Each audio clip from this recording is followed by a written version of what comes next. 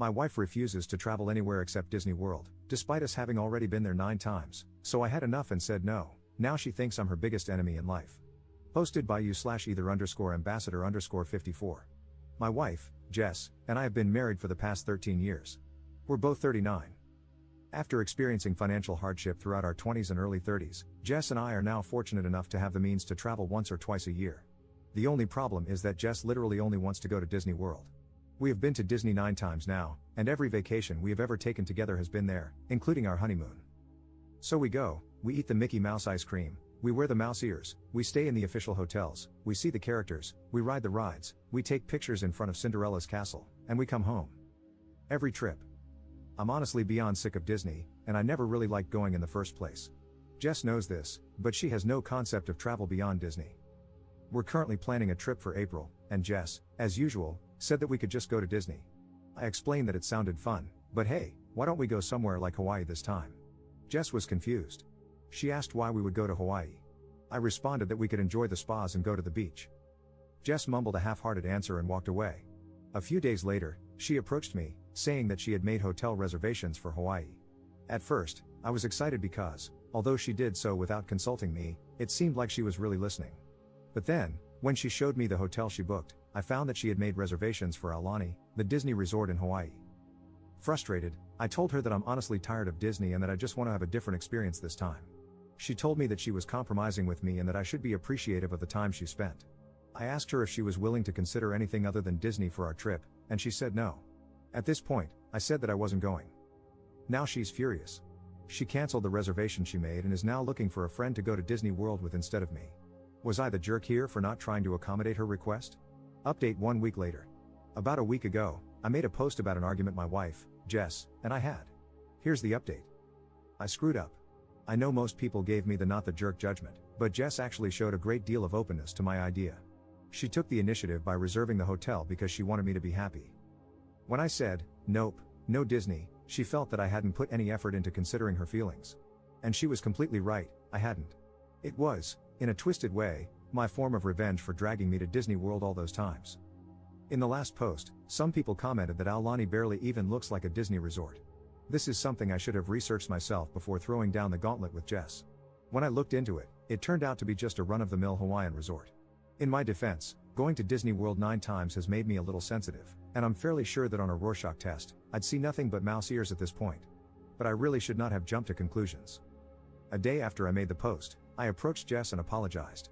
I was wrong.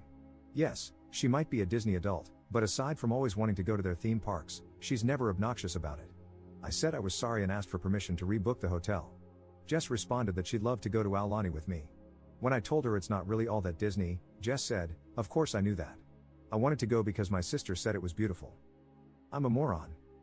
Jess and I have replanned our vacation, and we're super excited to go now. I came to this realization because a lot of people pointed out things I should have figured out myself. Thank you. Second update 3 weeks later. Hi again, everybody. Unfortunately, we will not be going to Aulani for our upcoming vacation. A couple of days after Christmas, Jess had a minor car accident. She mistook drive for reverse and backed into our garage door. When I heard the loud bang, I ran outside and found Jess holding her neck in the car. I immediately drove her to the hospital, where she had x-rays done. She seemed fine, but the doctor said that based on her symptoms, headache, neck pain, numbness in her fingers, she could have whiplash. Jess and I figured she would be fine in a couple of days, but almost 2 weeks later, she is still complaining about back pain. Yesterday, she approached me, saying that she wasn't confident she could go to Hawaii in a few months. I asked what she wanted to do, and while apologizing profusely, she asked if we could postpone the trip. I responded that she had absolutely nothing to apologize for. After that, she said she felt bad about not being able to go to Hawaii, but she might be able to make it to Disney World. While I didn't understand at first, she told me that it has very high accessibility and, in a worst-case scenario, ECV rentals. She doubts that will be necessary but assured me that we could take it easy there.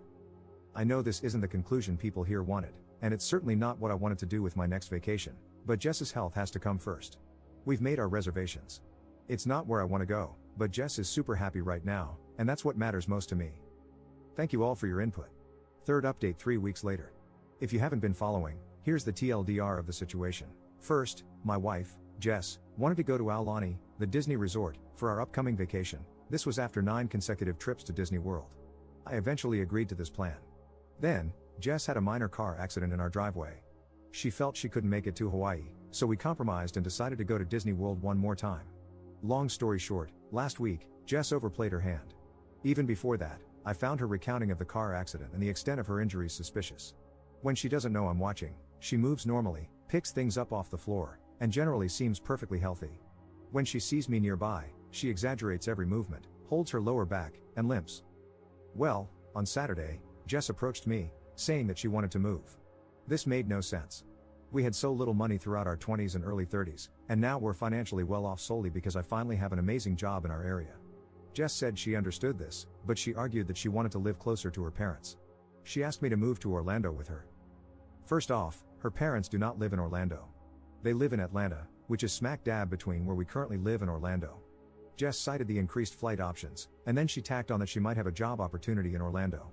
When I asked her to show me the job, she presented a $16 an hour sales associate position in a sector where she has absolutely no knowledge or experience.